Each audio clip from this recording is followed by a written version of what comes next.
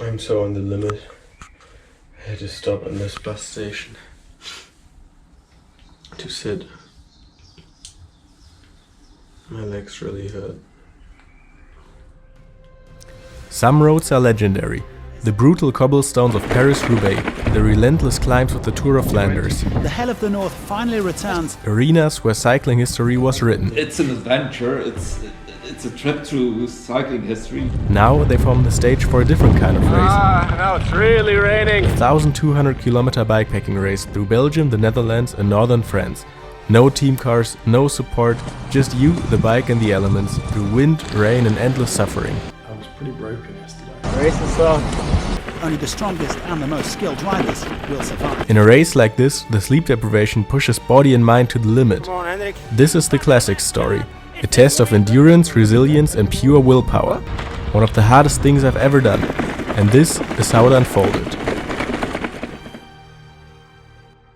On the 1st of April I lined up along the 14 other starters, all of us excited and a little scared of what was to come. So I talked to the other riders about their expectations. I'm here with Evelyn. As it's my first ultra, I really want to see how I do and I want to take my time. I'm here with Rob. So it's not your first race? No, I've done a few, yeah. If everything goes perfectly, then maybe 3 days. If things are less perfect, then much longer. The day has finally come that I've trained for a long time. My plan today is to ride 400 kilometers. Let's see how that goes. And so it began, with the first cobble sections not taking too long to begin, although these were gentle cobbles to start with. Jesus, man. Like my fingers are already almost numb. It's so rough. My strategy was quite simple. Reduce stop time to a minimum. Everything that can be done on the bike should be done while riding. Like eating, brushing teeth, changing into rain clothes. And whenever I stop, I have to know what I will be doing. And it has to be done as quickly as possible. Some teeth brushing, because I forgot it this morning. Day 1 greeted us with beautiful spring weather and calm backroads in the Belgian countryside. I got some water here at the station in the graveyard. Of course, have to be respectful and not hurry too much and run towards the water, but yeah, it's a good place to get water. Come on, Hendrik. You're doing well.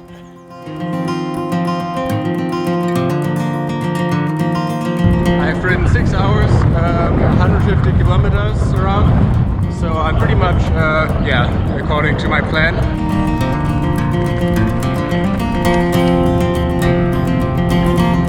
To track the position you are in, every rider has a GPS tracker, and on a website you can see how far everyone has gotten. At this point in the race, I was in the lead, but with 1,000 kilometers ahead, it is dangerous if you push too fast on day 1. Oh, this doesn't look good. Now it's really raining. It's so windy. Just past the 200 kilometer mark. Die Platzierung, ja, überraschend. Ich habe Henrik ehrlich gesagt gar nicht auf dem Schirm gehabt. Er hat sogar einen kleinen Vorsprung rausgefahren hier. 7 Kilometer dahinter ist schon Rob Gardiner, den man ein Auge behalten sollte. Ja, ist ein erfahrener Ultracyclist, der schon vieles gefahren hat.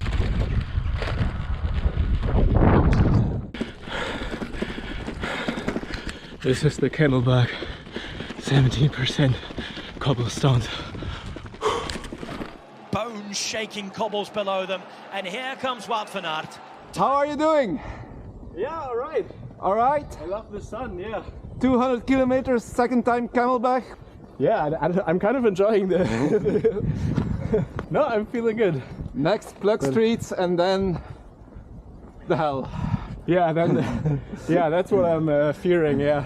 Okay, see you Have a later. good ride. Sah noch recht frisch aus, oder? Muss man sagen. Also Hendrik sah noch relativ frisch aus. A nice burger for dinner.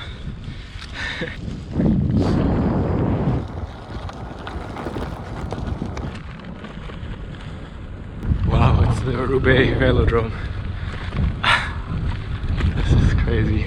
Van der Poel fights as Vermeersch leads into the banking. It's Sonny Colbrand.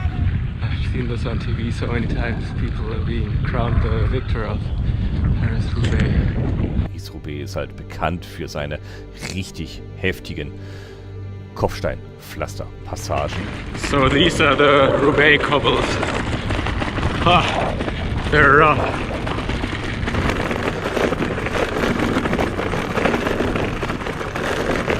It is, I think, like 10 p.m. I'm almost 14 hours in, 315 kilometers.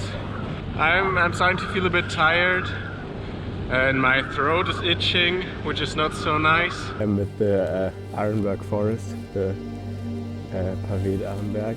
The Arenberg forest, 5-star sector, and this is where the race really starts. These crazy cobbles, it's an overstatement to even call it a road. And so, day 1 ended after 380 kilometers at 4 AM, when I laid down in a ditch on the side of the road. The bone-shaking cobbles of the hell of the north and the distance were starting to take their toll on me.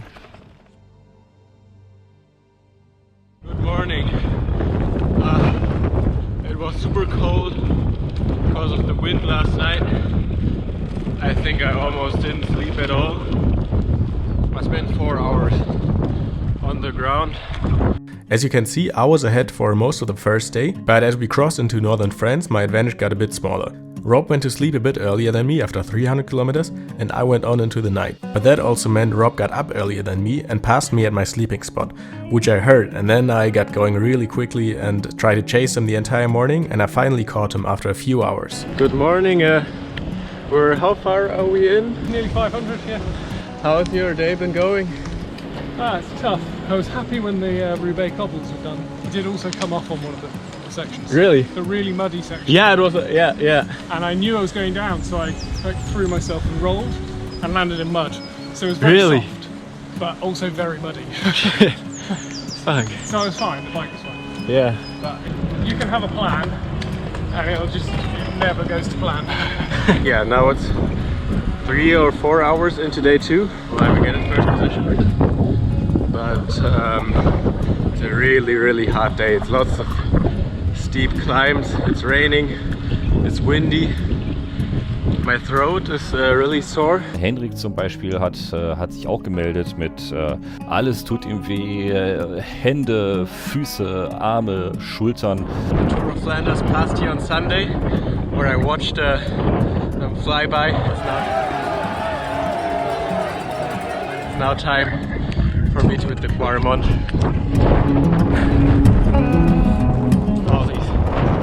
All these little steep climbs and the cobbles, man.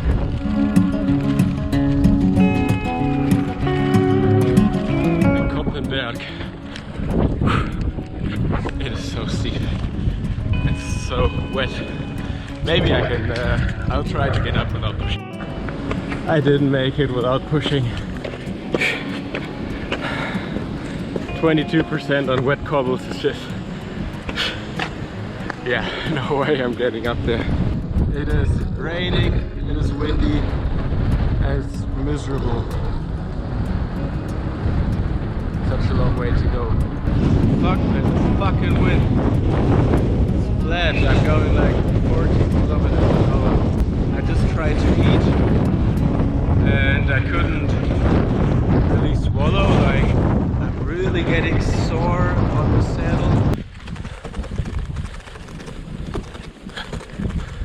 I'm so on the limit. I had to stop at this bus station to sit.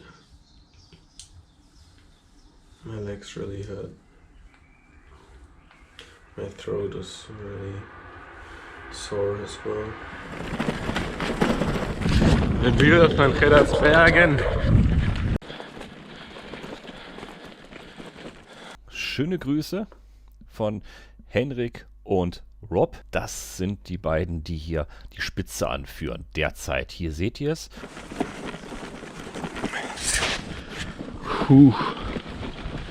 Again uphill on cobbles.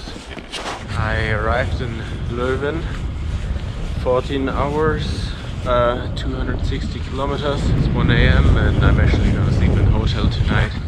To get a few hours of sleep for a rainy day tomorrow.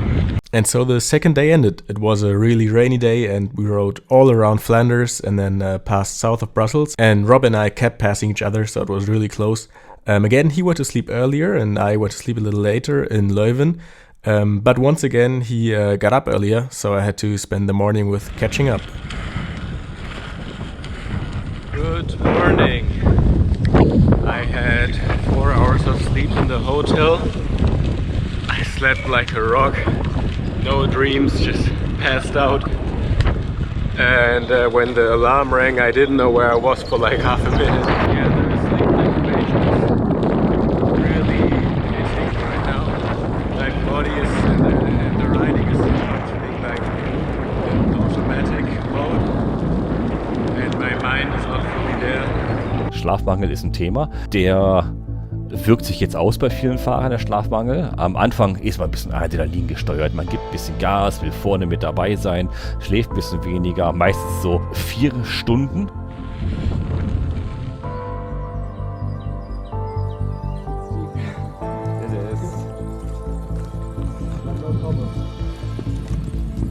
Sorry, I can ask them. He could for his team leader and 5-time victor Alejandro Valverde. How is the day going?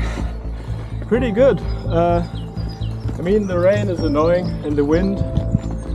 As long as it's dry like this, then it's nice. Yeah, he's fast today. But he's not too far in front. I like I'm looking forward to the Ardennes. I like the paved climbs and they are a bit longer. So I think that should suit me. You will sleep?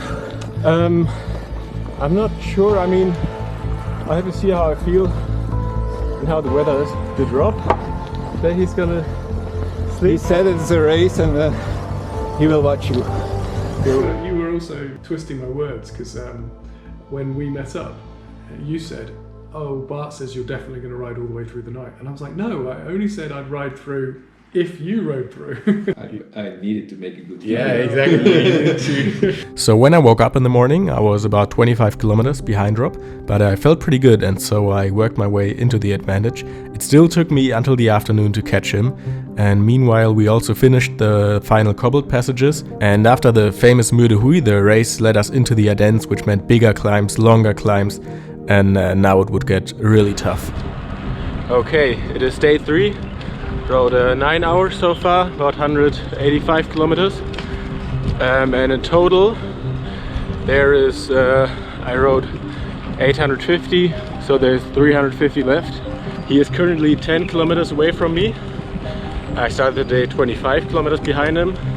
There is Rob. They caught him. It's like that for the last few days because he slept less or didn't stop as much, but I was riding faster. Hello, we met again. Hello again. We're 350k from the finish, and it's a race. Yeah, only thing is that the night is in between, so. And a lot of hills. Like all the hills. Yeah. Are you gonna sleep tonight? I'll see. I mean, there's not many options for hotels, so. Yeah. And I don't have sleeping kit. We'll see. And then I thought, well, it's 575k to the finish, but I can probably ride that through. And if I wanted to try and finish first, I knew like I would definitely have to.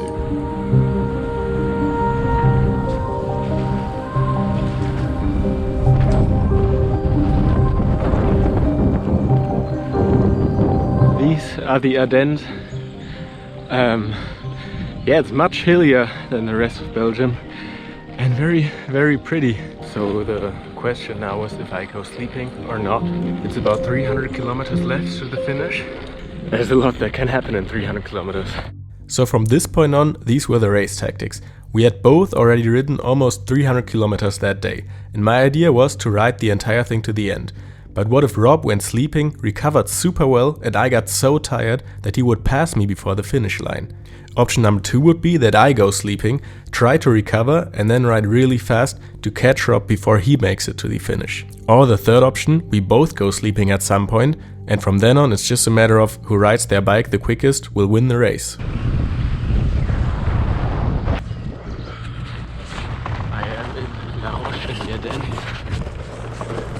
Vorne ist Henrik, was er sich hier mit Rob für ein Rennen vorne an der Spitze liefert.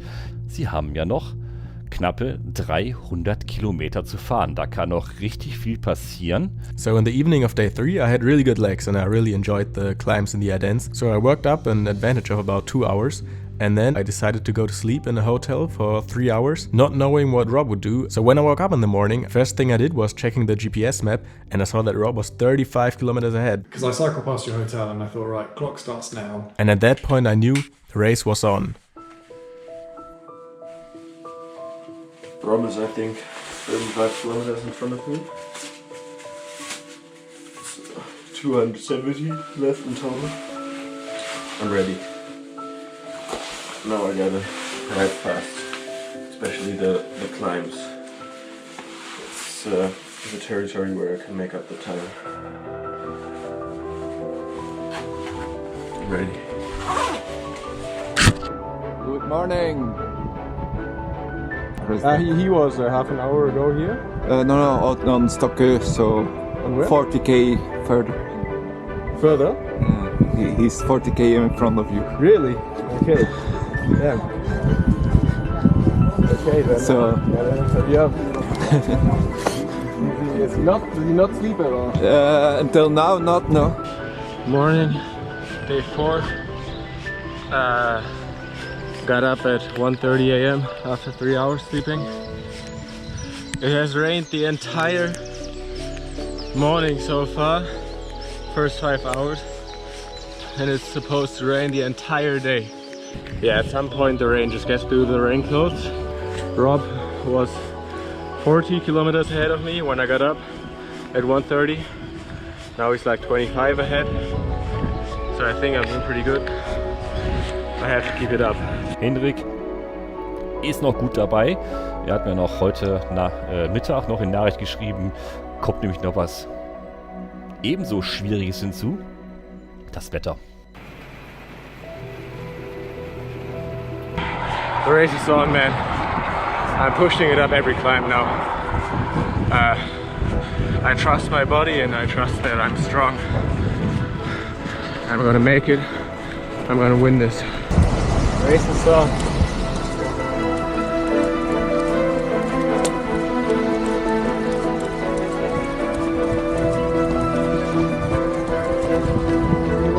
See you later.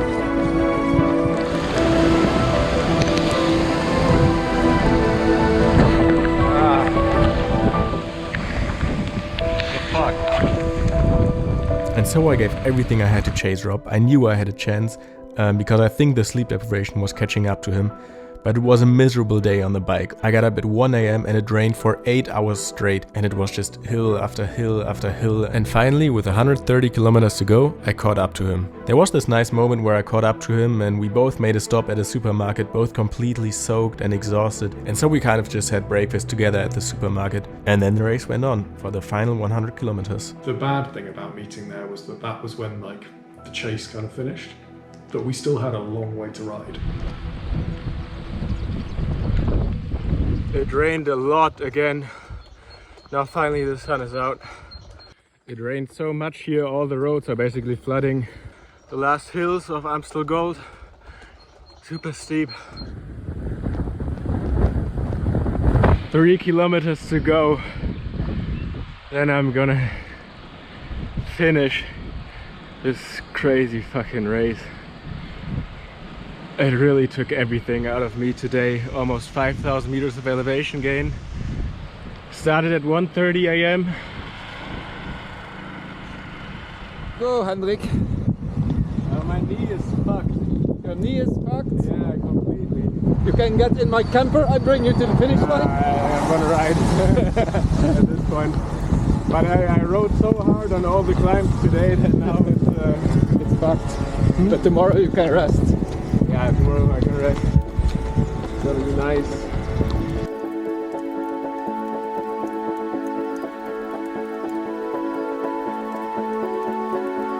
So, there we have Henrik. Congratulations. Thanks. The beer will be ready for you. Yeah, it's like I need a beer.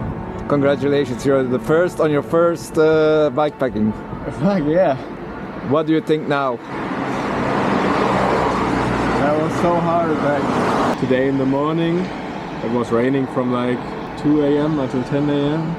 I was just going full gas to catch drop. Yeah, I think that really pushed me. Like I trained a lot in the last few months. So. 3 Tage, 9 Stunden und 26 Minuten. Henrik hat's gemacht. Just a bit less than an hour slower than you. Congratulations, Rob. Well done. No, well done. You absolutely smashed that. I'm an absolute wreck. You rode for like over 30 hours? I don't even know because my Wahoo just deleted it. Yeah. So Really? it's an interesting route. I like the Ardennes. I was kind of sad that I had to do all the nights. I go tomorrow for sure to Huy. I can drop you to do it again. Do you have an e-bike, maybe? So the tyre issue I had definitely cost me some time. Probably cost me an hour overall with the 2 fixes. So I slammed my tyre into a curb and ripped it open because I wasn't going to be able to ride faster than you, I didn't think. So I'd just have to ride more than you. So that was the tactic. I think one of the things that like motivated me, or that I kept saying myself, like I only have to ride my bike. You know, it's like it's quite cool. You know, Yeah. you have a few days, and It's also it's pretty hard. Yeah. But in the end, like, I'm only riding my bike. Like seeing things, experiencing the history, and then also just having a good bike ride and a bit of a race. Like you want to try and get the balance. So this was the story of my first ever bikepacking race and also of my first win in a bikepacking race. To be honest, I had imagined the moment of winning this race for a long time, in all of those hours, weeks and months of training in the winter. But in the final kilometers, I didn't really feel any euphoria. I was just too tired and exhausted to feel anything. But it was a big satisfaction to see the results of my training and all the pain that I put myself through in the last few days. Unfortunately, that knee pain that I was feeling in the final hours of the race was much more severe than I initially thought, and I've had to take a break from cycling for almost an entire year now. But I hope to be back on the bike soon, and hopefully back to bike traveling and bike racing as well. I hope you enjoyed this video and following the journey, so thank you for watching.